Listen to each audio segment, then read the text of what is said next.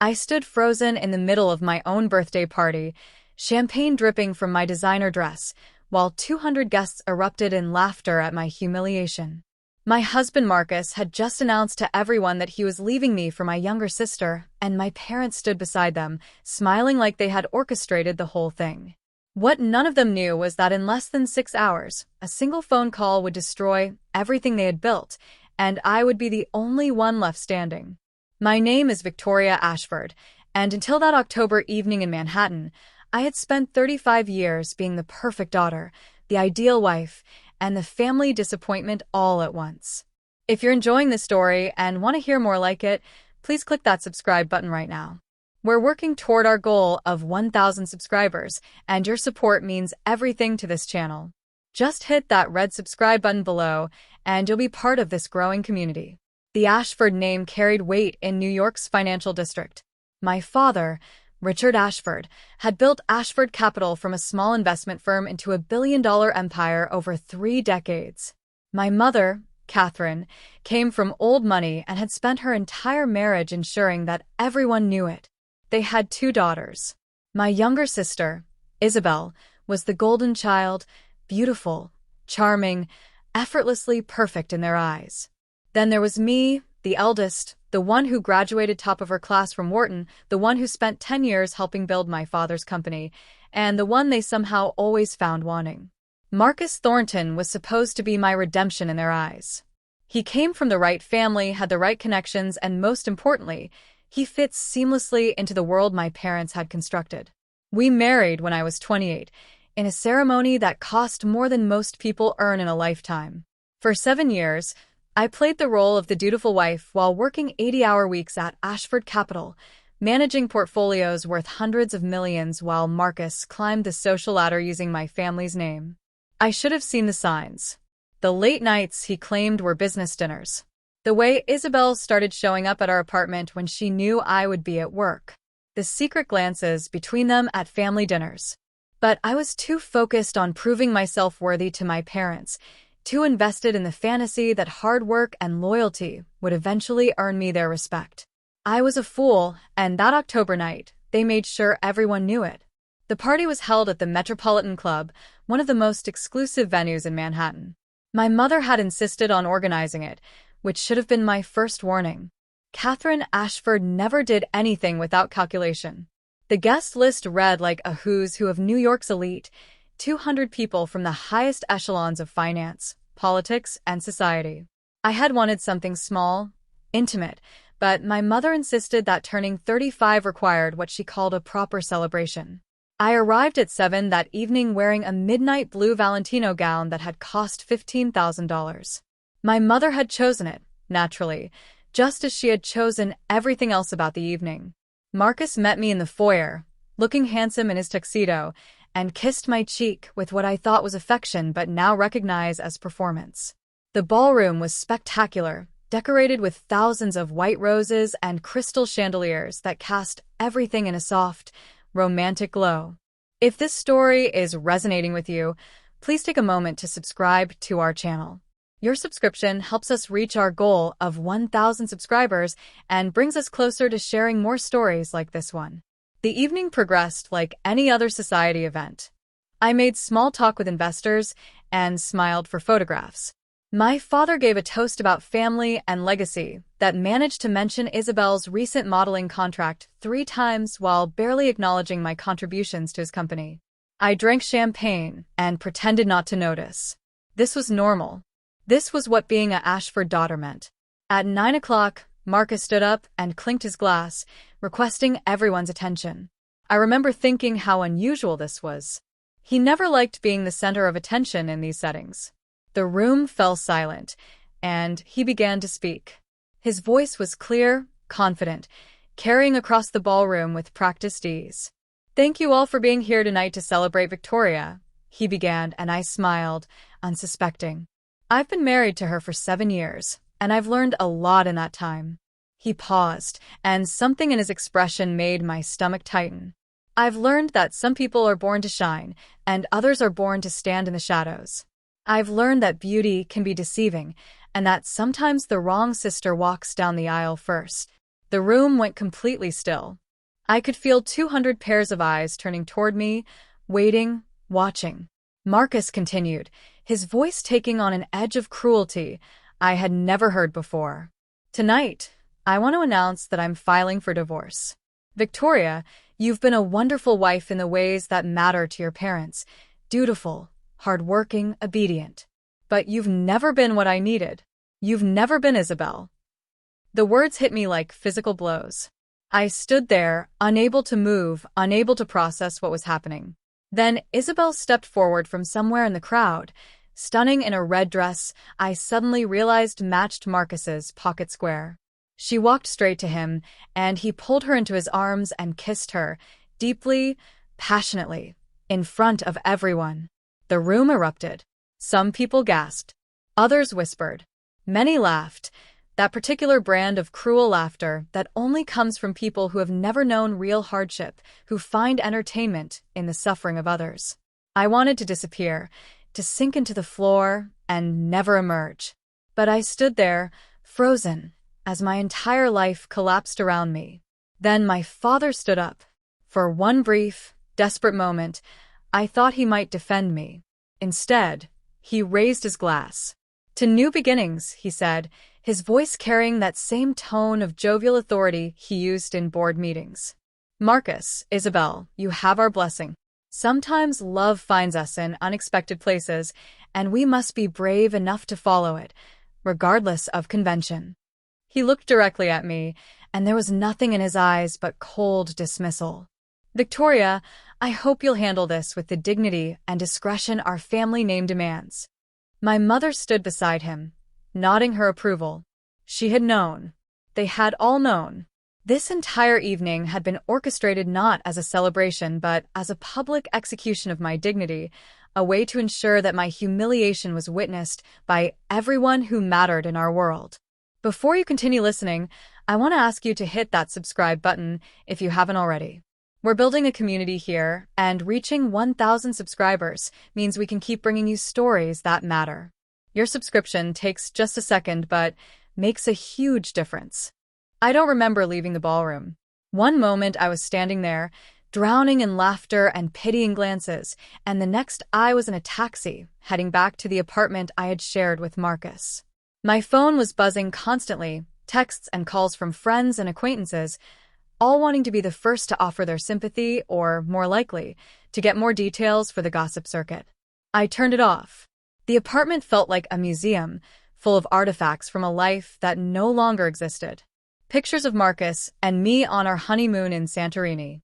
The sculpture we had bought together in Venice. The coffee maker I had given him for his birthday 3 years ago. I walked through the rooms in a daze, trying to understand how I had been so blind. I found them in the bedroom. Of course I did. Evidence of their affair hidden in plain sight. A lingerie bag from a boutique I didn't recognize shoved in the back of my closet.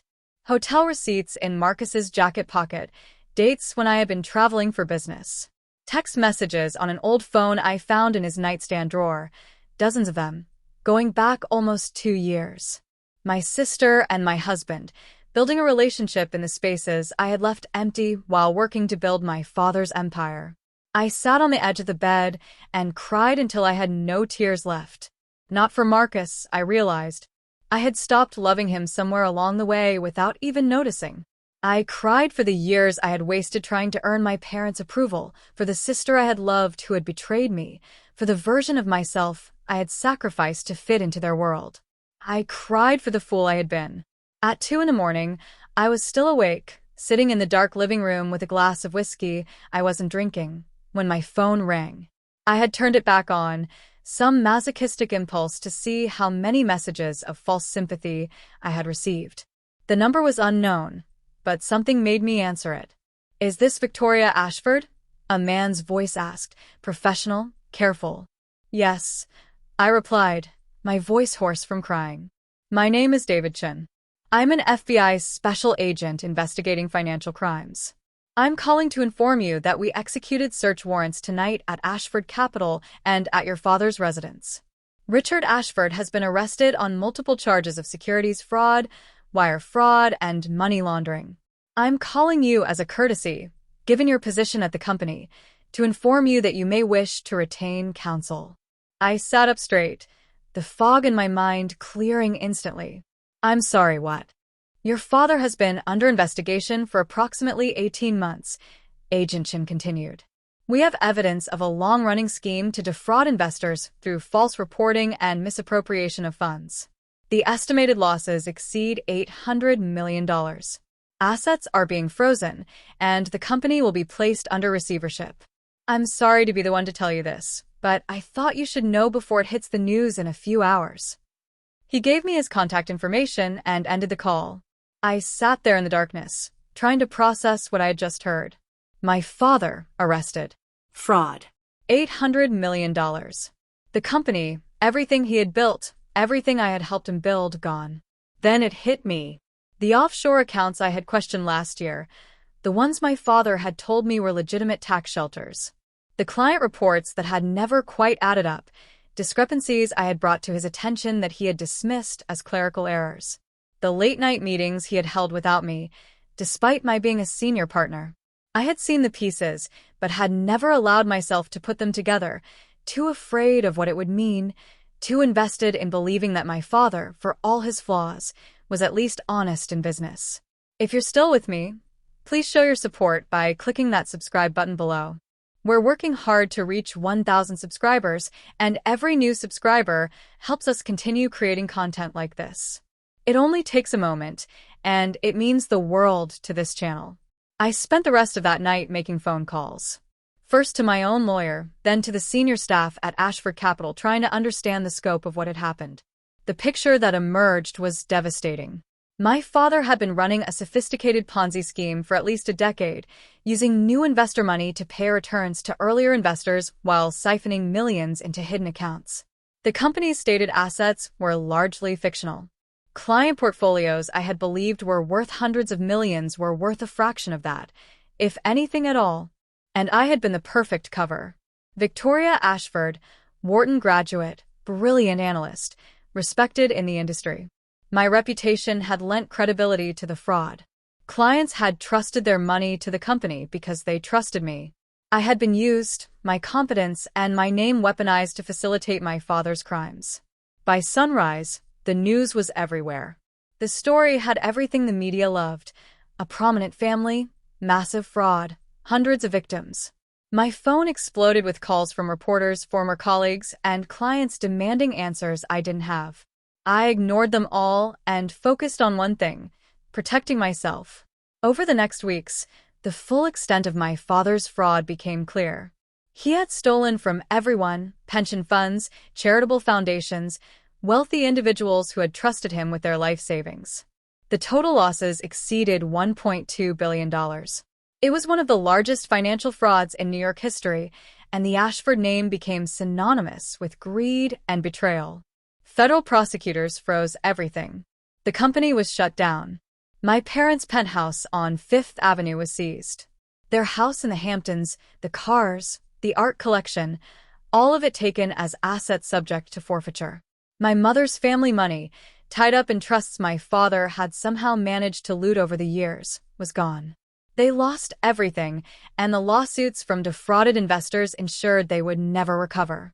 Marcus and Isabel watched their golden opportunity evaporate overnight. Marcus had been planning to leave his modest position at a mid-tier investment bank to join Ashford Capital as a partner, a move that would have catapulted him into the elite ranks of New York finance. Instead, he found himself associated with the biggest financial scandal of the decade. No firm would touch him. His family, protective of their own reputation, cut him off. Isabel's modeling career, which had been entirely financed by our father's money and connections, collapsed when the money dried up and the connections wanted nothing to do with the Ashford name. The divorce Marcus had announced so publicly never happened the way he planned. With the family assets frozen and subject to clawback provisions, there was nothing to fight over. Our apartment, purchased with money from Ashford Capital, was seized. Marcus moved back to his childhood bedroom in his parents' house in Connecticut, a humiliation that would have been unthinkable weeks earlier. Please take a moment to subscribe if you're enjoying this story. We're building toward 1,000 subscribers, and your support keeps this channel growing. Just click that red subscribe button. It's that easy, and you'll never miss another story. The FBI investigation revealed something that saved me. I had been kept deliberately separate from the fraudulent activities.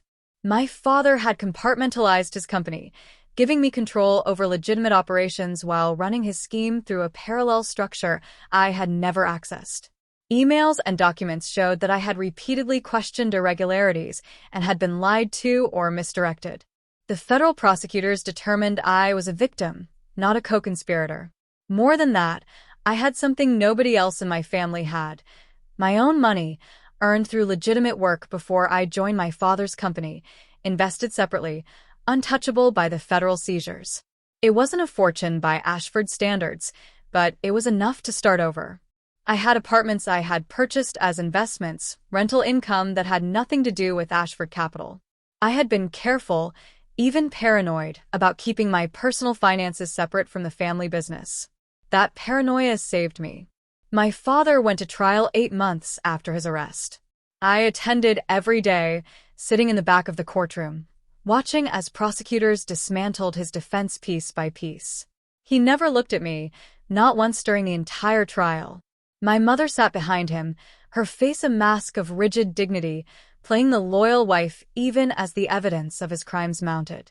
Isabel came to court twice, then stopped, unable to face the daily recitation of how far they had fallen. The jury deliberated for less than 6 hours. Guilty on all counts. The judge sentenced him to 25 years in federal prison. At 70 years old, it was essentially a life sentence. My mother's family money, the source of her lifelong superiority, was completely gone, taken to pay restitution to victims. She was forced to move into a small apartment in Queens, surviving on Social Security, working part-time at a department store to make ends meet.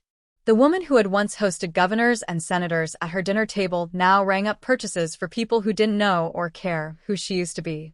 Marcus and Isabel's relationship didn't survive the loss of wealth and status. Without my family's money and connections, they had nothing in common. She blamed him for encouraging her to betray me. He blamed her for seducing him into a scandal that destroyed his career. They split up acrimoniously 6 months after the scandal broke, each moving back to their respective family homes, their grand romance revealed as nothing more than greed and opportunism. I rebuilt my life piece by piece. I started a small consulting firm, working with companies to review their financial controls and prevent fraud. My reputation, once tainted by association with my father's crimes, gradually transformed into something different: the person who had been fooled by a master manipulator, who had learned from the experience, who could spot the warning signs others missed. I was careful, transparent, and scrupulously honest. Slowly, clients came. My business grew. 3 years after that terrible birthday party, I was having coffee at a small cafe in the West Village when Isabel walked in. She looked different, older, tired. The polished glamour that had always surrounded her was gone. She was wearing jeans and a sweater that had seen better days, her hair pulled back in a simple ponytail. She saw me and froze. For a long moment, we just looked at each other. Then she walked over to my table. "Can I sit?" she asked quietly. I gestured to the empty chair. She sat down, and we were silent for a while. "I'm sorry," she finally said. "I know that's not enough, but I'm sorry." "For all of it?" "Why?" I asked. Not why was she sorry, but why had she done it in the first place? She looked down at her hands. "Because you were everything I wasn't. Smart, capable, accomplished. Mom and Dad always acted like you were the disappointment, but I knew the truth. I was just the pretty one, the ornament. You were the one who actually mattered, who actually contributed." Marcus saw it too. "He married you for your family's money and connections, but he stayed because you were actually somebody." I couldn't stand it. So when he started paying attention to me, when he made me feel like I was the one who mattered, I let myself believe it. I let myself think that taking him from you somehow made me equal to you. If you're still listening and finding value in this story, I'd really appreciate it if you would subscribe to the channel. We're working toward our goal of 1,000 subscribers, and your support means everything. Just click that subscribe button below. "And now?" I asked. Now I work as a hostess at a restaurant in Brooklyn, she said, a bitter smile on her face. I live in a studio apartment with 2 roommates, Marcus, and I haven't spoken in over a year. Mom calls me sometimes, usually to complain about her life or to tell me that if I had just stayed away from Marcus, maybe things would have been different, as if our father's fraud was somehow my fault for being a distraction. She's wrong, I said quietly. Dad's choices were his own. What he did had nothing to do with you or me or Marcus. He stole from people, destroyed lives, because he was greedy and arrogant enough to think he would never get caught. That's on him, nobody else.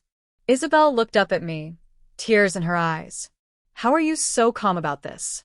How are you not drowning in anger? I considered the question. I was angry, I admitted, for a long time. But staying angry meant staying connected to all of them, to the life I used to have, to the person I used to be. I didn't want that anymore. I wanted to be someone new, someone who didn't need their approval, who didn't measure her worth by their standards. Letting go of the anger was the only way to do that. We talked for another hour. I won't say we reconciled, exactly. Too much had happened, too many betrayals for us to ever be close again. But we reached a kind of understanding, an acknowledgement of the ways we had both been damaged by our family, the ways we had damaged each other. When she left, I felt something lift, a weight I hadn't known I was still carrying. 5 years after that birthday party, I attended my father's parole hearing. He had served 5 years of his sentence, and while early release was unlikely given the magnitude of his crimes, he was entitled to a hearing. I sat in the small hearing room and watched as he made his case for release, claiming he had found religion in prison, that he was a changed man who wanted to make amends. When the parole board asked if anyone wanted to speak, I raised my hand. My father's eyes widened when he saw me stand up. In 5 years, I had never visited him, never written, never acknowledged his existence. My father taught me a lot, I told the board. He taught me that intelligence without integrity is worthless. He taught me that charisma without honesty is just manipulation. He taught me that family loyalty means nothing when it's built on a foundation of lies. Most importantly, he taught me that the only person responsible for your choices is you.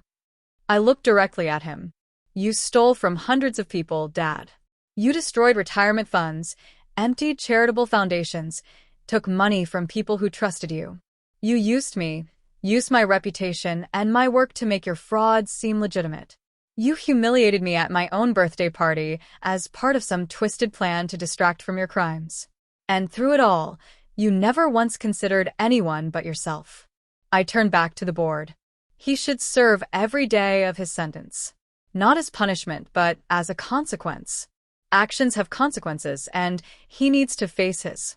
Releasing him early would send a message to everyone he victimized that their suffering doesn't matter, that if you're charming enough, if you say the right things, you can steal everything from people and still get to leave prison early. Don't give him that. Make him serve his time. All of it. The board denied his parole. I left without speaking to him again. Make sure you've subscribed to this channel if you're enjoying these stories. We're so close to reaching 1,000 subscribers, and every new subscription helps us grow. Click that subscribe button now, and you'll be part of this community. My business continued to grow. I hired staff, took on bigger clients, became known as one of the best fraud prevention consultants in the industry. I bought a brownstone in Brooklyn, adopted a dog, dated occasionally but never seriously. I built a life that was entirely mine, based on my own choices, my own values, my own definition of success. I saw Marcus once about 7 years after the scandal. He was working at a small accounting firm, doing basic bookkeeping for small businesses. He looked diminished somehow, smaller than I remembered. He tried to apologize, but I cut him off. I don't need your apology, I told him. I needed you to be honest with me 7 years ago, and you weren't. That was your choice. You made it, and you've lived with the consequences. That's all there is to say. My mother reached out on my 40th birthday. A brief email, asking if we could meet for coffee. I ignored it. 6 months later, she tried again, a longer message about regret and family. I deleted it without responding. A year after that, I received a call from a hospital in Queens. My mother had suffered a heart attack. She was asking for me. I went, though I'm still not entirely sure why.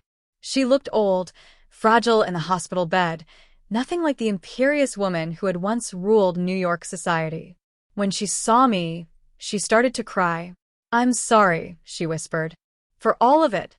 For choosing your father over you, for favoring Isabel, for that terrible party. I'm sorry." "Why did you do it?" I asked, the same question I had asked Isabel years before. "Because it was easier," she said, her voice barely audible. "Your father wanted me to support the party, to help humiliate you as a distraction from the investigation he knew was coming. I knew it was wrong, but I was so used to doing what he wanted, to maintaining the facade of our perfect family. And I was jealous of you, if I'm being honest. You were stronger than I ever was, smarter, more capable. You didn't need us the way Isabel did, the way I needed your father. That scared me, so I tried to break you down, to make you small enough to fit into the box I understood." She died 3 days later, another heart attack that the doctors said her damaged heart couldn't survive. I arranged a small funeral, paid for it myself. Isabel came, looking worn but sober.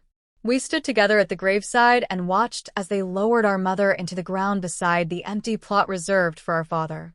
"Do you think she meant it?" Isabel asked quietly. "The apology? I think she meant it in that moment," I replied. "Whether she would have meant it if she had lived, if she had recovered and gone back to her life, I don't know. But it doesn't really matter anymore." 10 years after that birthday party, I was invited to speak at a conference on financial fraud prevention. As I stood at the podium, looking out at an audience of hundreds of financial professionals, I thought about the woman I had been that October evening.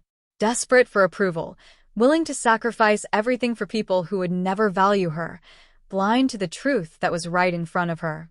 That woman was gone. In her place was someone stronger, someone who had learned that the only approval that matters is your own, that integrity is worth more than wealth, and that sometimes the worst thing that can happen to you is actually the catalyst for becoming who you were always meant to be. Before we wrap up, I want to remind you one more time to please subscribe to this channel if you haven't already. Your subscription helps us reach our goal of 1,000 subscribers and ensures we can keep bringing you stories like this one. Just hit that red subscribe button below. My father died in prison 12 years after his arrest. I didn't attend the funeral. I had said everything I needed to say to him at that parole hearing, and I saw no point in pretending to grieve for a man who had only ever seen me as a tool to be used. Isabel went, she told me later, and found she was the only one there besides the prison chaplain. The great Richard Ashford, who had once commanded the respect of Wall Street's elite, died alone and unmourned, his name synonymous with fraud and betrayal. Marcus sent me a Facebook friend request a few months ago. I deleted it without responding. Some chapters of your life are meant to stay closed. Isabel and I meet for coffee, occasionally now, every few months.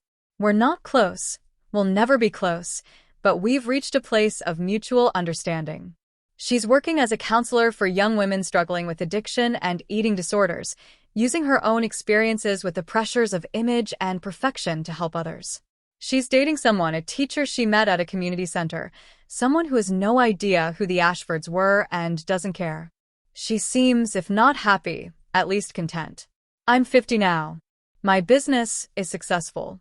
I have friends who value me for who I am, not for what my name used to mean. I have a life filled with work I find meaningful and relationships built on honesty. The brownstone is paid off. The dog is old now but still greets me enthusiastically every evening. I date sometimes, cautiously but open to possibility. Every year on my birthday, I take myself to dinner at a small restaurant in the West Village, the same cafe where Isabel and I had our first real conversation after the scandal. I order champagne, not because it's fancy, but because I've reclaimed it, turned it from a symbol of my humiliation into a celebration of my survival. I toast myself, the woman who lost everything and discovered that she had never really had anything worth keeping in the first place. The party where they laughed at me, where my world fell apart in front of 200 witnesses, was supposed to be my destruction. My husband betraying me with my sister, my parents sanctioning it, the cream of New York society watching my humiliation, that was supposed to break me. And it did, in a way. It broke the version of me that had spent 35 years seeking approval from people who were incapable of giving it. It shattered the illusion that family loyalty, social status, and wealth were what mattered in life. But from those broken pieces, I built something new. Something authentic. Something mine. The night my world fell apart was the night I started to truly live, and I wouldn't change it for anything. Their laughter echoed through that ballroom, cruel and cutting, but it faded. My father's empire crumbled to dust. My mother's status evaporated like morning mist. Marcus's ambitions died in the ashes of his own greed. And I, the disappointment, the one they all thought would be crushed by their betrayal, I survived. I thrived. I won, not by destroying them, but by simply refusing to let their choices define my worth. That's my story. That's what happened the night fate turned, and my family lost everything. If this story resonated with you, if it made you think about your own life and the people in it, please subscribe to this channel. We're building a community of people who appreciate authentic stories about real human experiences, and we'd love to have you as part of it. Click that subscribe button and help us reach 1,000 subscribers. Thank you for listening. I'll continue the story with an additional 30,000 characters, maintaining the same tone and style. The years that followed my 50th birthday brought unexpected changes, moments that tested the foundation I had built and reminded me that healing is never a straight line.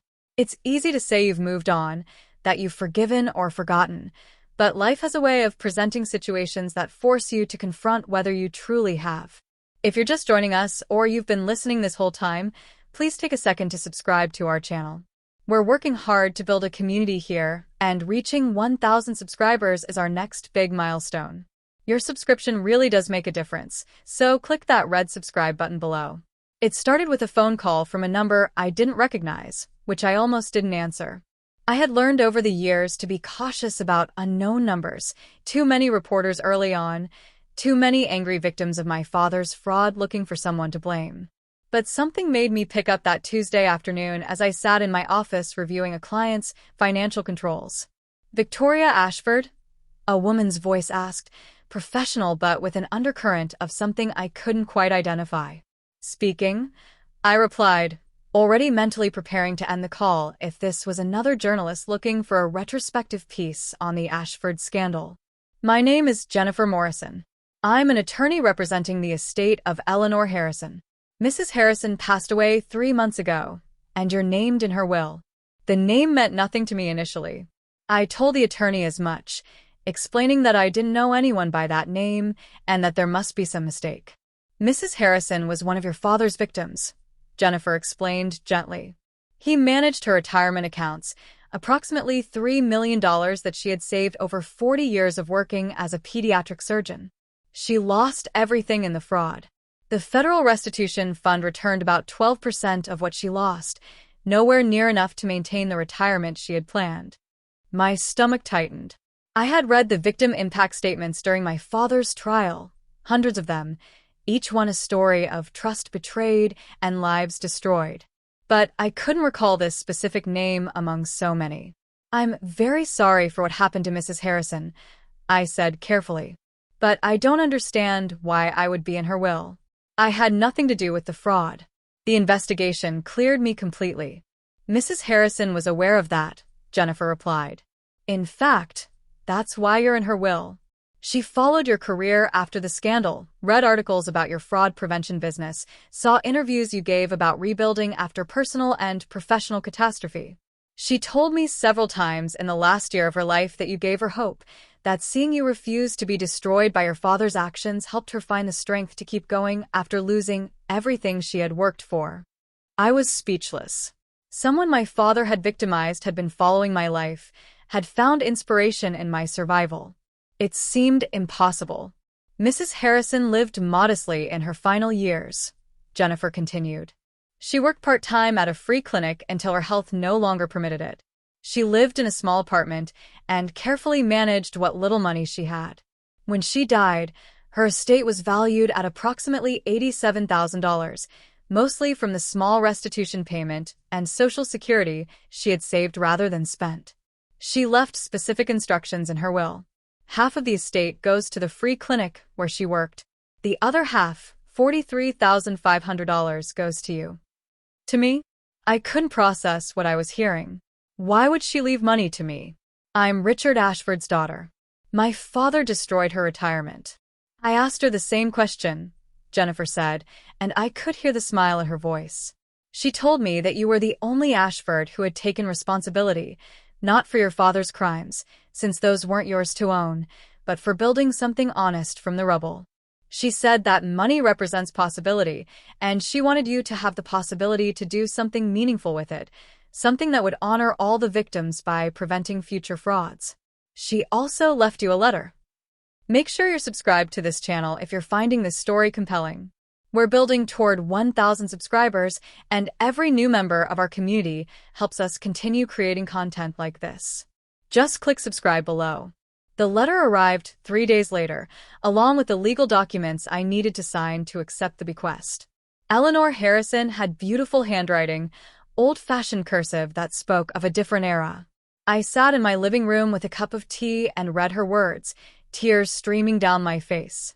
Dear Victoria, the letter began. We've never met, and by the time you read this, we never will. I'm writing to you from hospice care, where I've had a lot of time to think about my life, my choices, and the legacy I want to leave behind.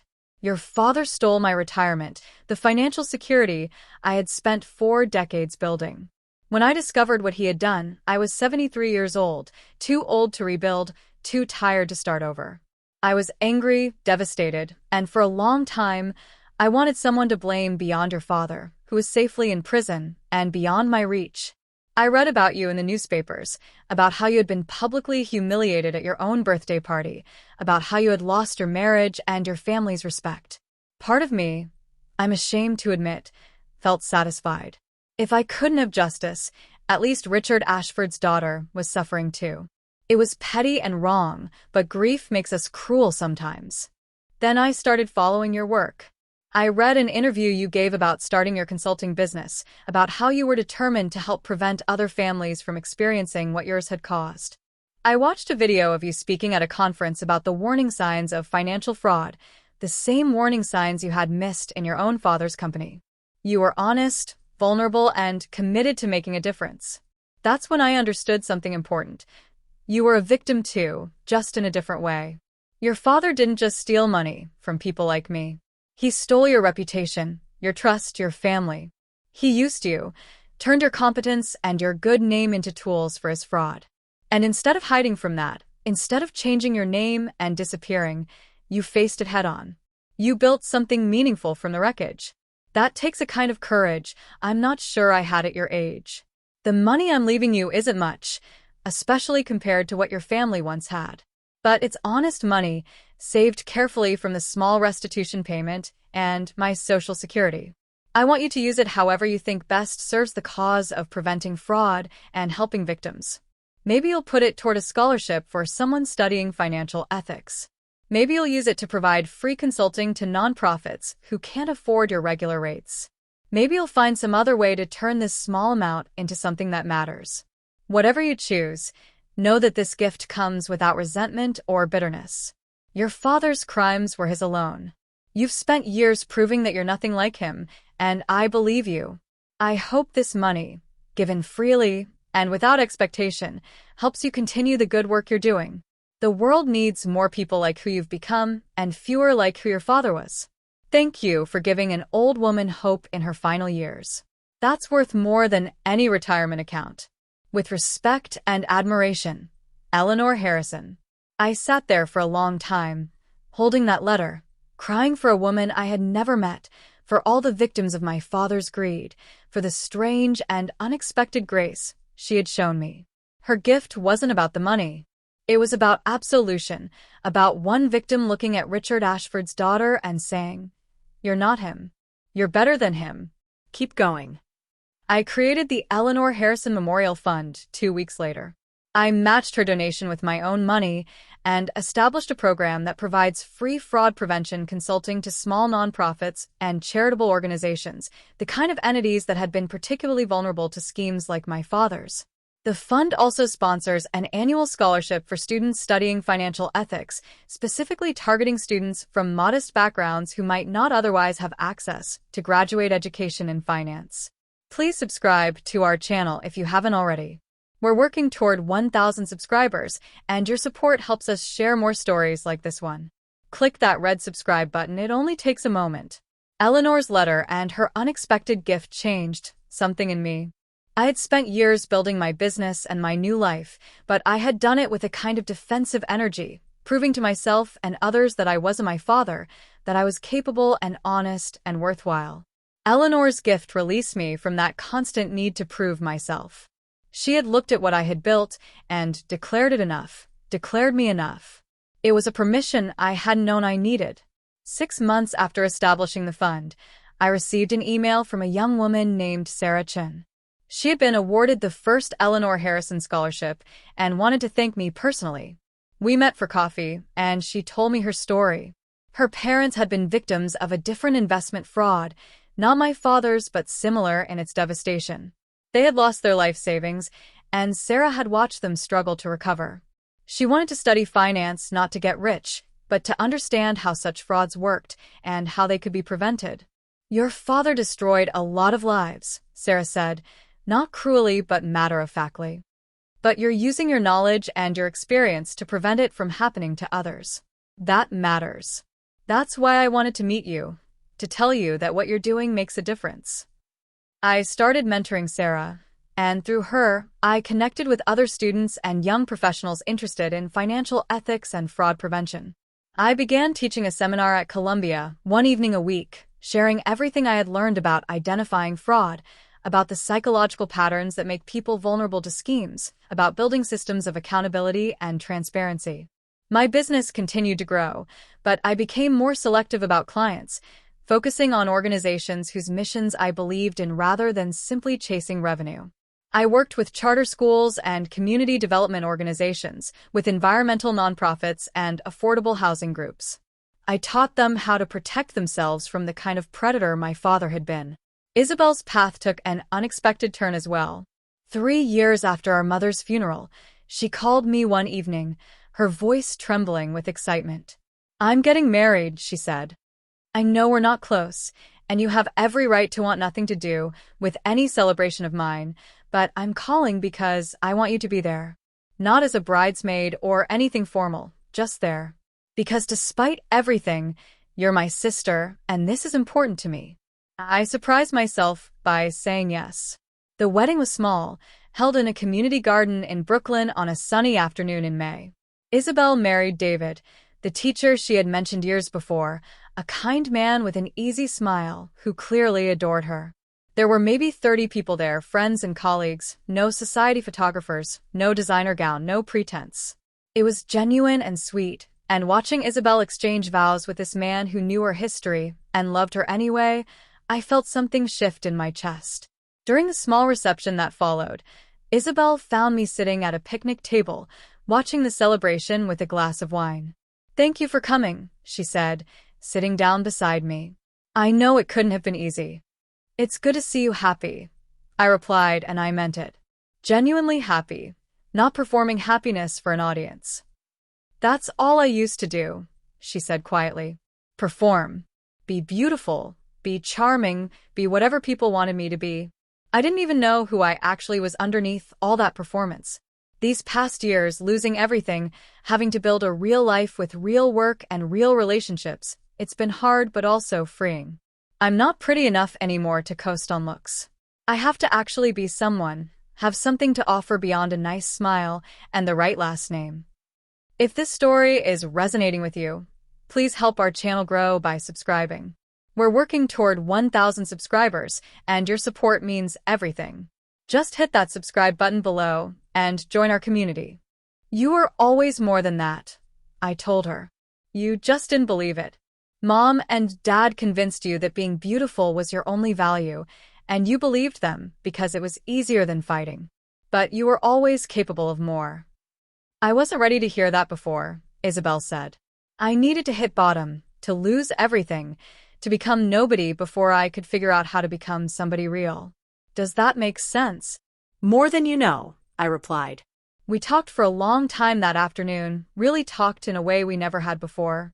She told me about her work counseling young women, about how sharing her own story of image obsession and toxic family dynamics helped others recognize similar patterns in their own lives. I told her about the Eleanor Harrison Fund, about the teaching I was doing, about the unexpected satisfaction of building something that mattered beyond profit. "Do you ever regret it?" she asked eventually. "Staying in New York, keeping the Ashford name, staying connected to all of this history? You could have moved away, changed your name, started completely fresh somewhere else." I considered the question. I thought about it, I admitted. Right after the scandal, I looked at jobs in other cities, places where nobody knew the Ashford name or what it meant. But running away felt like admitting that Dad had won, that his choices had the power to drive me out of my own life. So I stayed. I kept the name, because it's mine, not his. I made it mean something different. "That's brave," Isabel said softly. "It's just stubbornness," I replied with a smile.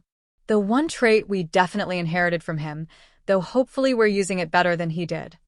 As the sun set over the community garden and I watched Isabel dance with her new husband, surrounded by people who loved her for who she actually was, I felt something I hadn't expected.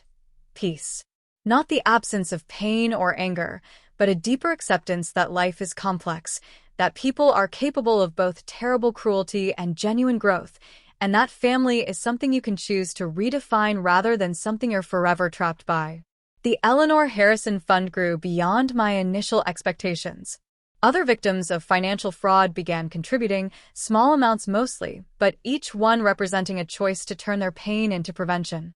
We expanded the scholarship program and launched a series of free workshops for seniors, teaching them how to protect themselves from investment fraud and financial abuse. I partnered with the FBI's Financial Crimes Division to develop educational materials, using my father's case as a teaching example of what to watch for. Make sure you're subscribed to this channel so you don't miss any future stories. We're building something special here, working toward 1,000 subscribers, and every new member helps us grow. Click that subscribe button now. 5 years after Eleanor Harrison's letter, I received another unexpected contact. This one came through my business email, a message from someone named Thomas Ashford. My heart stopped when I saw the name. I had a cousin named Thomas, my father's brother's son, but we hadn't spoken since the scandal. The entire extended family had distanced themselves from us, protecting their own branch of the Ashford tree from contamination by my father's crimes. The email was brief. "Victoria, I know we haven't spoken in over a decade, and you have no reason to want to hear from me. But I'm reaching out because I need help, and you're the only person I trust to give me honest advice. My father, your Uncle Robert, has been diagnosed with dementia. As I've taken over managing his finances, I've discovered some irregularities that concern me. I don't know if they're signs of cognitive decline, honest mistakes, or something more deliberate. Given your experience and expertise, I was hoping you might be willing to review his accounts confidentially. I'll understand if you refuse. Best, Thomas."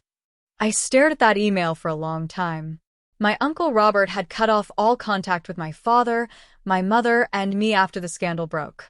He had given interviews to the press emphasizing how distant he had been from his brother's business affairs, how shocked and appalled he was by the crimes. He had made it clear that our branch of the family was dead to him, that he wanted no association with the Ashford name as my father had defined it. Now his son was asking for my help. The irony was sharp enough to cut. I met Thomas at a coffee shop in Midtown, neutral territory. He looked older than I remembered, graying at the temples, with lines of stress around his eyes. When he saw me, relief flooded his face. "Thank you for meeting me," he said as we sat down. "I wasn't sure you would." "I almost didn't," I admitted.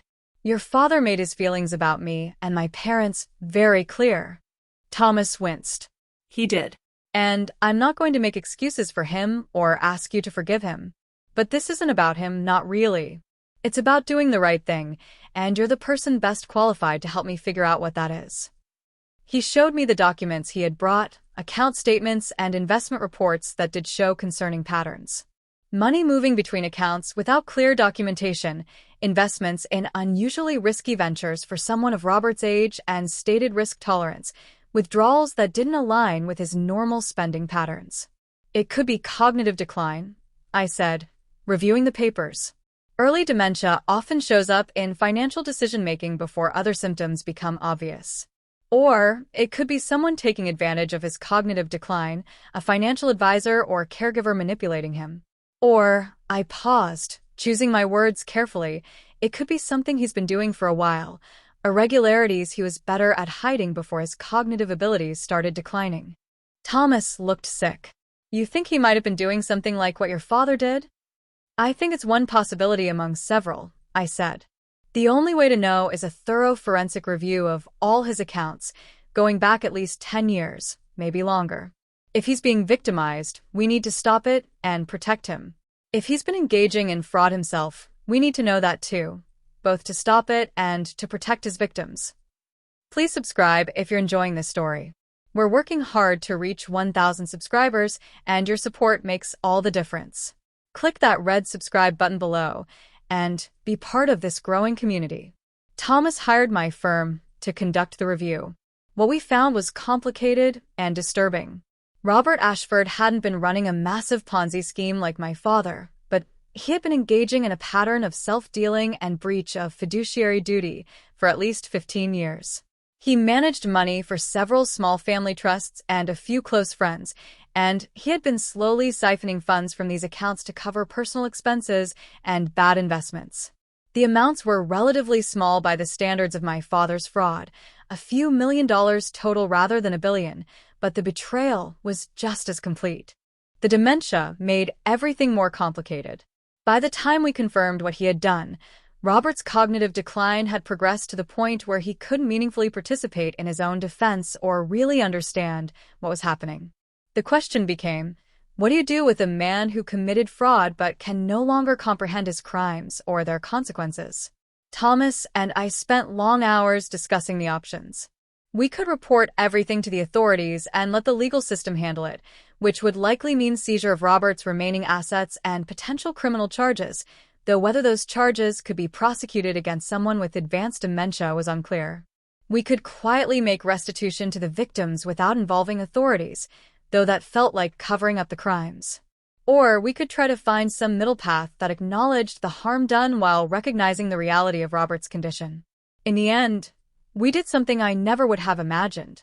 We contacted each of the victims directly, explained what Robert had done, and offered them a choice. They could pursue criminal charges and civil litigation, with our full cooperation and all documentation provided. Or they could accept full restitution from the liquidation of Robert's assets, plus interest, plus a payment from Thomas's own funds to compensate for the additional harm and stress. We made clear that this wasn't a settlement requiring them to sign away their rights, but rather an acknowledgement of Robert's crimes and an attempt to make them financially whole while recognizing that criminal prosecution of someone with advanced dementia might not serve justice in the way they hoped. 6 of the 8 victims chose restitution. They were made financially whole, receiving back everything they had lost plus significant additional compensation. 2 chose to pursue criminal charges. The district attorney ultimately declined to prosecute given Robert's medical condition, but the investigation became public. The Ashford name was in the news again, this time Robert's fraud rather than my father's, but the same pattern of betrayal and greed. Thomas handled it with more grace than I would have expected. He gave interviews taking responsibility for not catching his father's fraud sooner, for trusting him without verification. He established his own restitution fund for the victims who had chosen criminal prosecution, ensuring they received the same compensation as those who had accepted the private settlement. He faced the situation head-on rather than hiding from it. "I understand now what you went through," he told me one evening as we finished up the final documentation.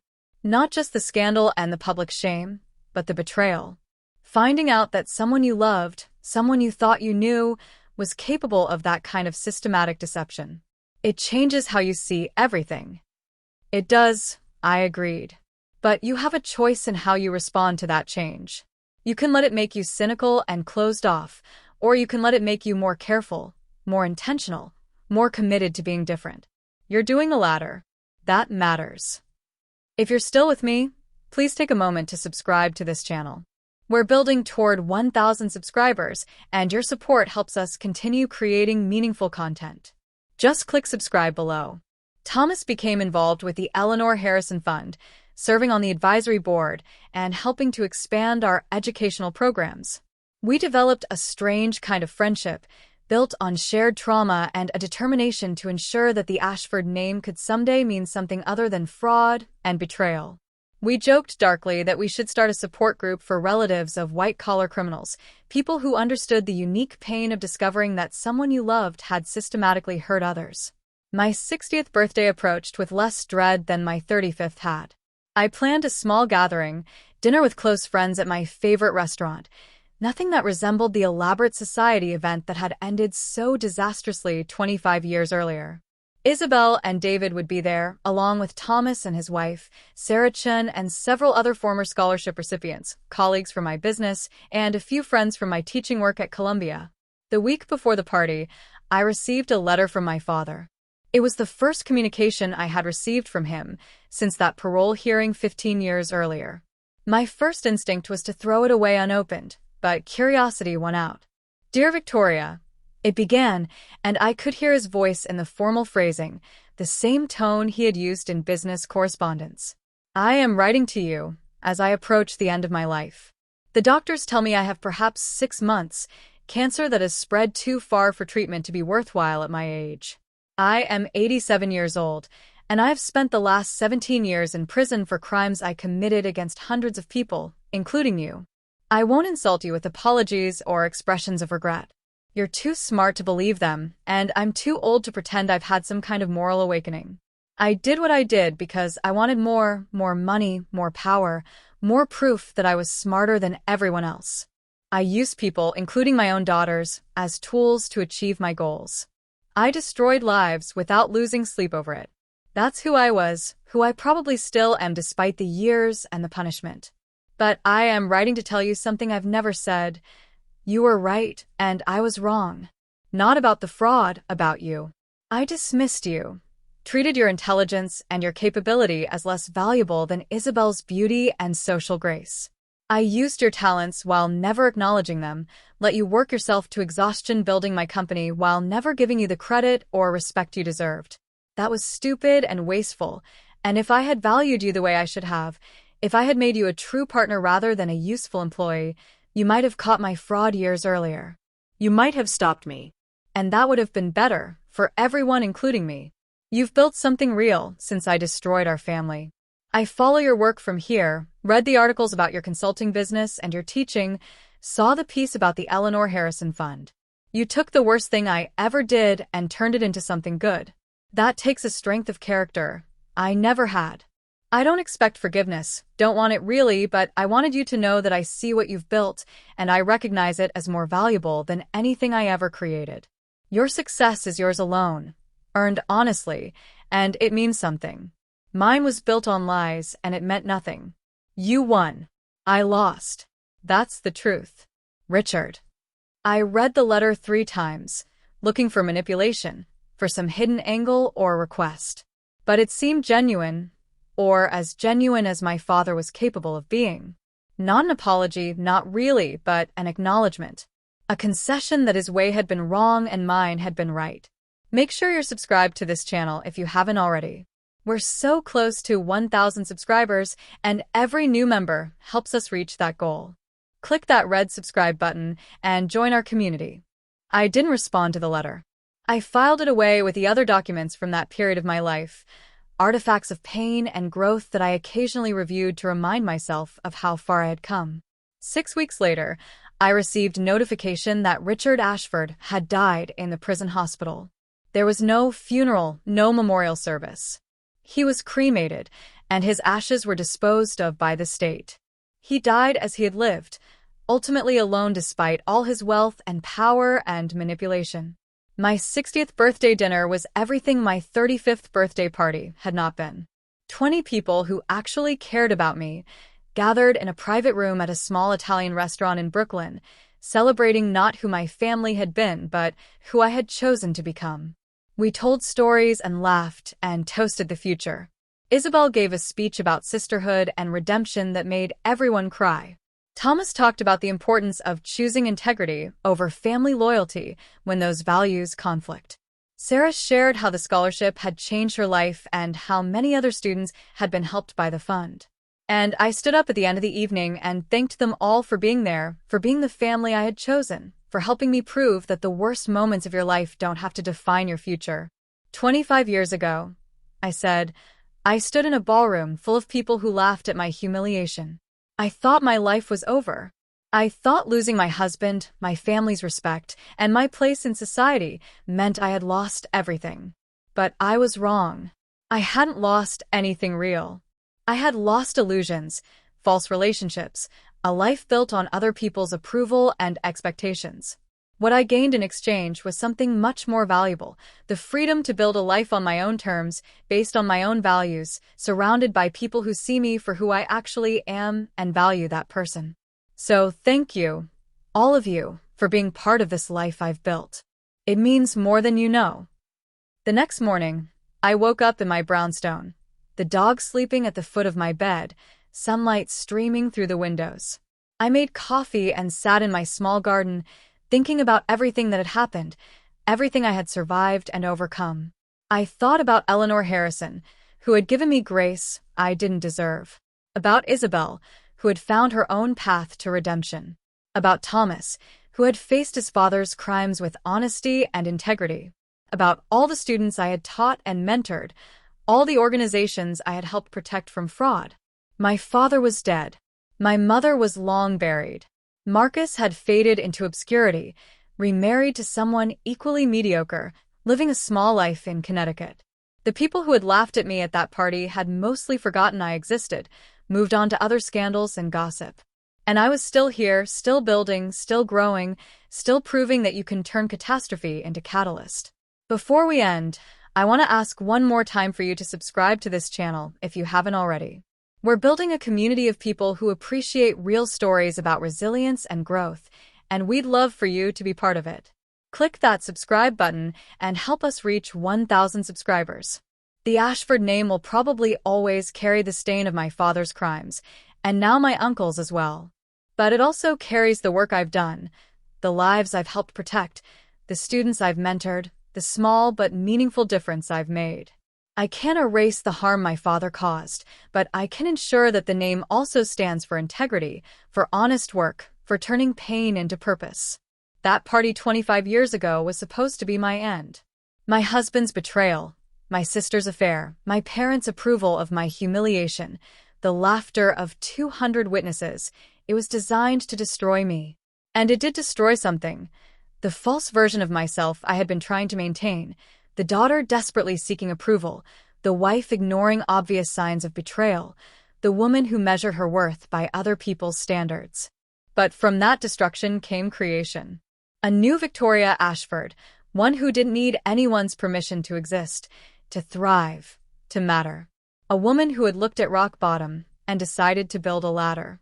A person who had learned that the only approval you truly need is your own, and that integrity is worth more than any inheritance.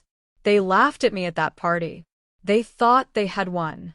But I'm still here, doing meaningful work, surrounded by genuine relationships, at peace with myself in a way I never was during those years when I had wealth and status, and the Ashford name still meant power. And they? My father died alone in prison. My mother died with only 2 people at her funeral. Marcus lives a mediocre life full of regrets and missed opportunities. The people who laughed have moved on to laughing at other people's pain, empty lives full of hollow entertainments. I won. Not because I destroyed them, but because I refused to let their cruelty destroy me. That's the real victory, the one that lasts.